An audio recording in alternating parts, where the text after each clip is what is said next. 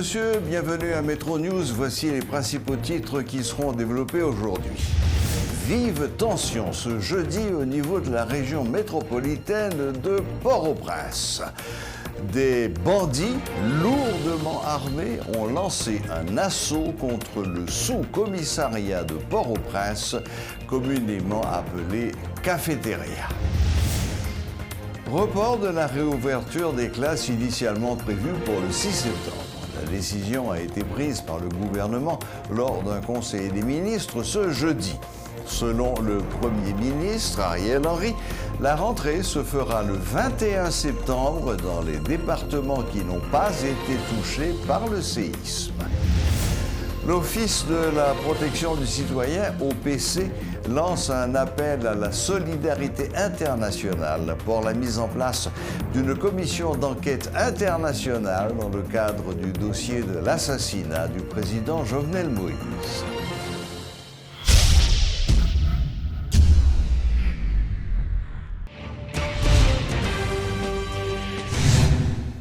Une vive tension a régné ce jeudi à Martissan. La route est bloquée au niveau de Fontamara 27 et 43. Seuls les piétons peuvent se frayer un passage.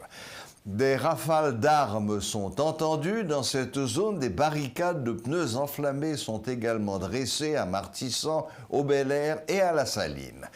Il s'agit, selon des informations dont nous disposons, d'une réponse du gang Craché Diffé en représailles à la mort de leur numéro 2, Manilo, tué la semaine dernière à Delma. Un kidnapping collectif sur des passagers d'un minibus ce jeudi 2 septembre a provoqué la colère des résidents qui ont bloqué la route au niveau de Fontamara 43. En début de semaine, les bandits de Martissan avaient enlevé un directeur départemental du ministère des Travaux publics et son chauffeur. La reprise des enlèvements a été enregistrée alors que des tirs d'armes de gros calibre sont entendus de manière sporadique dans le quartier de Grand Ravine. Au cours des 3 dernières semaines, les bandits avaient suspendu leurs exactions, ce qui avait permis une reprise normale de la circulation automobile. La reprise des violences met un terme à l'illusion de paix dans ce quartier. Cependant, les déplacés de Martissan semblent avoir fait une bonne analyse de la conjoncture. En effet, ils avaient profité de la trêve pour récupérer leurs meubles et vêtements, jugeant un retour totalement impossible. Le gouvernement haïtien opte pour une rentrée des classes décalée d'1 semaine dans les régions touchées par le violent séisme du 14 août. Selon le Premier ministre Ariel Henry, au lieu du 6 septembre, la rentrée se fera le 21 septembre dans les départements qui n'ont pas été touchés par le séisme du 14 août dernier. Par contre, pour les 3 départements directement touchés, dans le Grand Sud, la réouverture des classes est fixée au 4 octobre. Si moun sa yo nous décidé n'a reporter rentrée scolaire là, qui était faite le 6, nous reporter pour le 21. En fait, nous t'ai reporté pour le 20, mais 20 son jour férié lié. 20 c'est la fête de l'anniversaire de l'empereur Dessalines, du fondateur de la République. Et le gouvernement précédent a décidé que 20 son jour férié, donc l'école a ouvert le 21. En ce qui concerne zone qui presqu'île du Sud, là, 3 départements affectés par tremblement de terre, l'école a ouvert le 4 octobre. Et l'école, elle nous dit, toute l'école dans la presqu'île du Sud. Là. Pour nous arriver à ouvrir, il faut nous faire un pile travail. Il faut nous retirer des blés, c'est-à-dire qu'à écraser, il faut nous retirer. Il faut nous mettre structure pour que Timoun soit capable d'aller à l'école. Et Timoun, c'est quel que soit Timoun qui est dans l'école d'État, dans l'école religieuse ou dans l'école privée. Il faut tout Timoun dans presqu'île du Sud là aller à l'école. Nous avons fait un effort. Pour nous faire effort ça, nous faisons un conseil interministériel composé de plusieurs ministres pour que nous capables de mettre toute force nous pour que Timoun puisse joindre l'école là à temps. nous voulons aussi que prendre des dispositions pour nous gagner des allocations pour parents, pour élèves, pour l'école, pour professeurs de l'école. Donc, tout ça, à prendre un petit temps, c'est peut-être ça nous repousser l'école dans la presqu'île du Sud là, et nous retarder l'école dans le reste pays. Le Bureau national Ozone, BNO, en collaboration avec le ministère de l'Environnement, lance une quinzaine d'activités en prélude à la Journée internationale de l'ozone, célébrée à travers le monde chaque 16 septembre. Ainsi, du 1er au 15 septembre, des séances de formation seront organisées à l'attention des étudiants ou encore des techniciens qui utilisent des produits nocifs dans le domaine de la réfrigération. Suivez les explications du coordonnateur du BNO, Jacques Salomon. Le 16 septembre, c'est Journée mondiale ozone, donc quinzaine, ministère de l'Environnement a lancé quinzaine de l'ozone qui permettent que, d'une part, il fait promotion de la thématique d'ozone et en même temps, vulgariser information sur le protocole de Montréal, sur le dernier amendement que le protocole la gagné, et ensuite sur l'activité que le ministère de l'Environnement, via Bureau ça, a réglé dans le cadre de protection de la couche d'ozone. C'est ça dans la quinzaine d'ozone. Nous avons 3 jours portes ouvertes. Nous faisons premièrement avec les employés ministériels.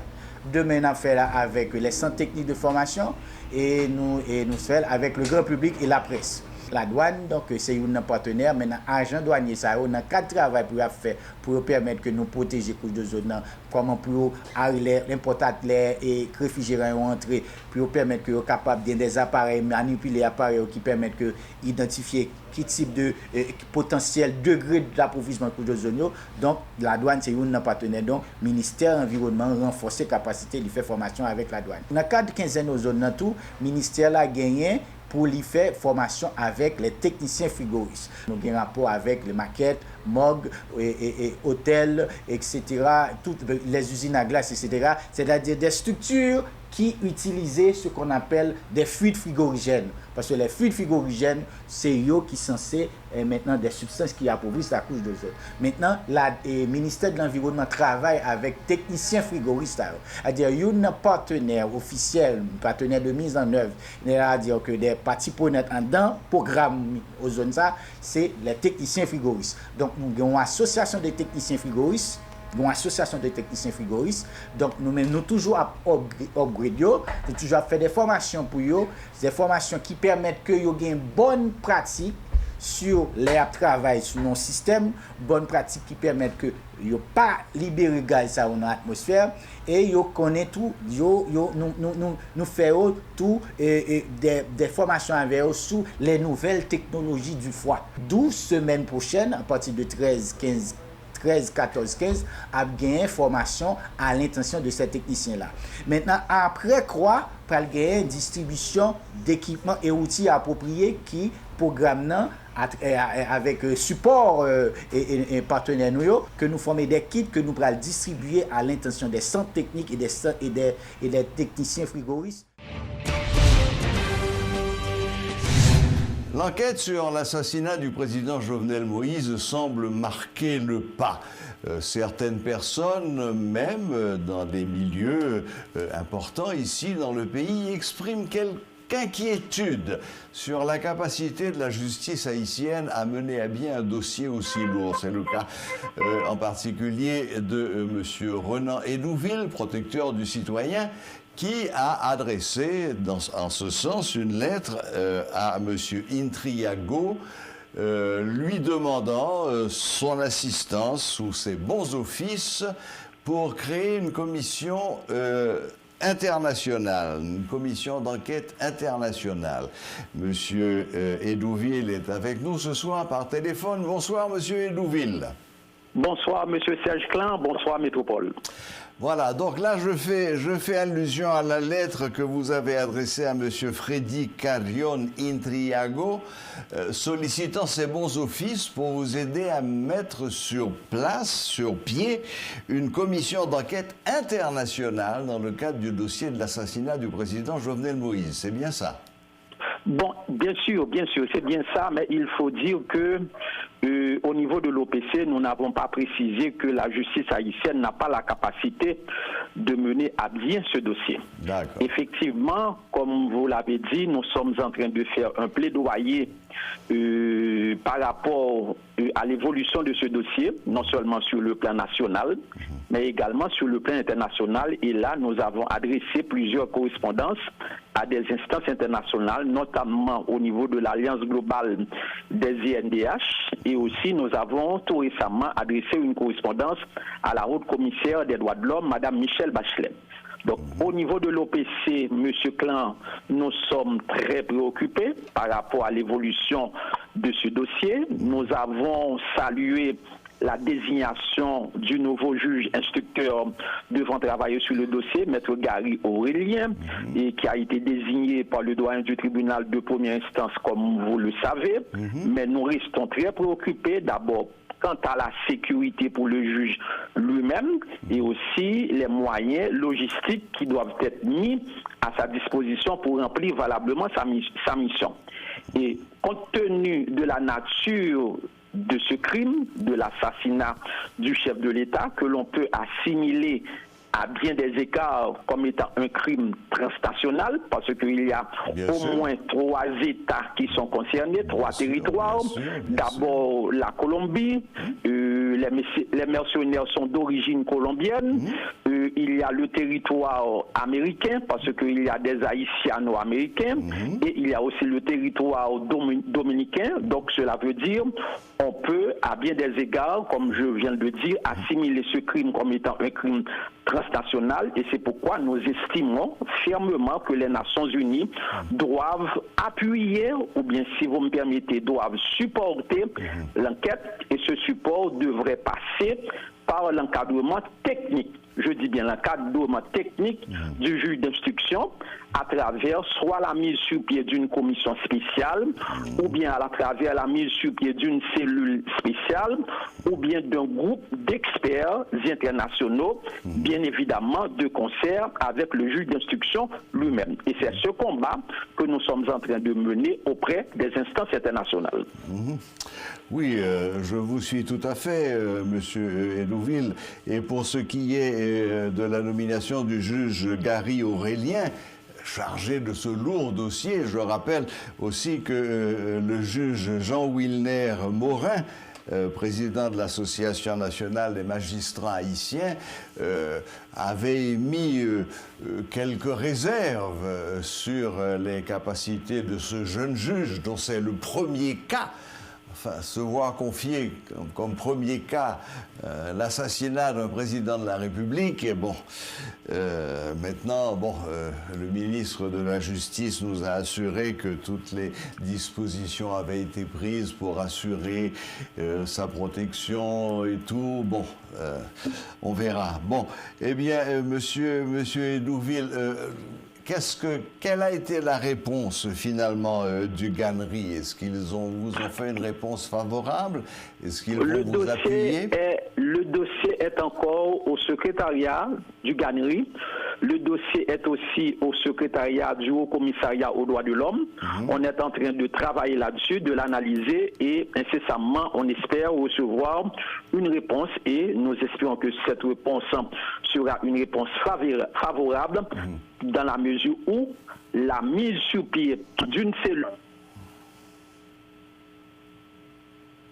encadrer le juge dans le cadre de ses attributions s'avère on ne peut plus nécessaire tenant compte de la nature même de ce crime qui constitue un crime révoltant, un crime que l'on pourrait considérer comme étant un crime qui révolte la conscience collective, un crime qui porte atteinte à la dignité du peuple haïtien.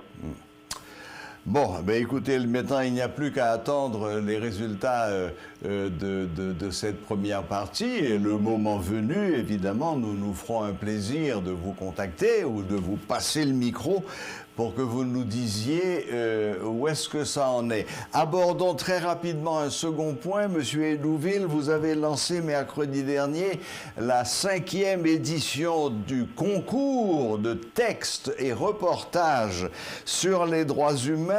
Pouvez-vous nous en dire quelques mots, rapidement? Bon, c'est une activité qui a été lancée en octobre 2017, le jour même de ma prestation de serment comme protecteur du citoyen et de la citoyenne, et nous avons lancé la première édition de ce concours de texte.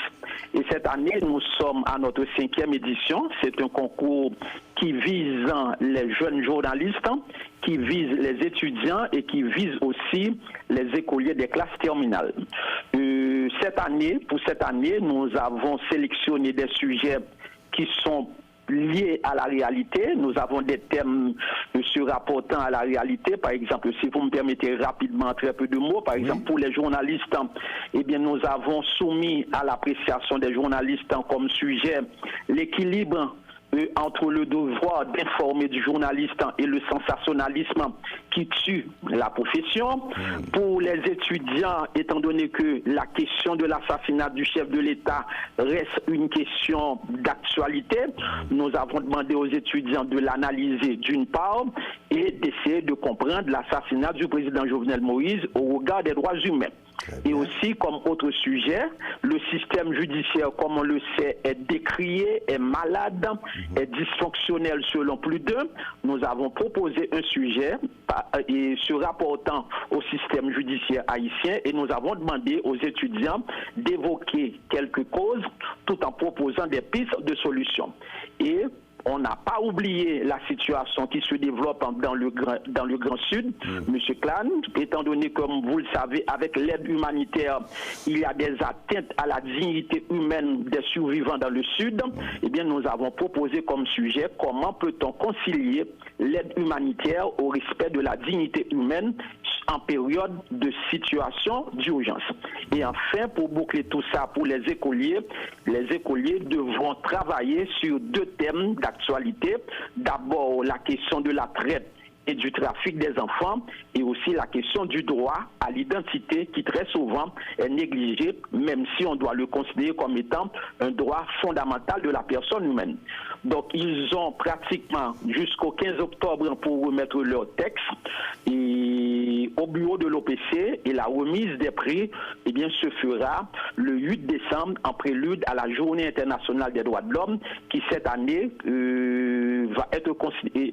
Cette année, ce sera aussi le 73e anniversaire de l'adoption de la Déclaration universelle des droits de l'homme qui reste à bien des égards le texte fondamental en matière des droits de l'homme. À chaque fois qu'on parle de droits humains, on est obligé de se référer à la Déclaration universelle des droits de l'homme. Bien entendu, c'est une évidence. Eh bien, Monsieur Hédouville, merci de toutes ces précisions. On a en effet des thèmes qui sont très exaltants et qui ont les pieds dans l'actualité. Eh bien, on vous souhaite bon courage, parce que toutes ces copies, il va falloir les corriger, et leur attribuer une note et ensuite discuter de qui sera le gagnant. Bien sûr, et on doit préciser aussi, les participants peuvent traiter leur texte soit en français ou en créole. D'accord. Très bien. Eh bien, merci, Monsieur Hédouville. Merci de nous avoir accordé un peu de votre temps cet après-midi par téléphone et pour survoler un peu les 2 questions que nous avons abordées. La commission sur l'enquête internationale pour l'assassinat du président Jovenel Moïse et la 5e édition du concours de texte. Merci, bonne fin de journée. Merci beaucoup et bonne soirée. Au revoir. Voilà, la boucle est bouclée. Merci de nous rester fidèles et à la prochaine, même heure, même chaîne.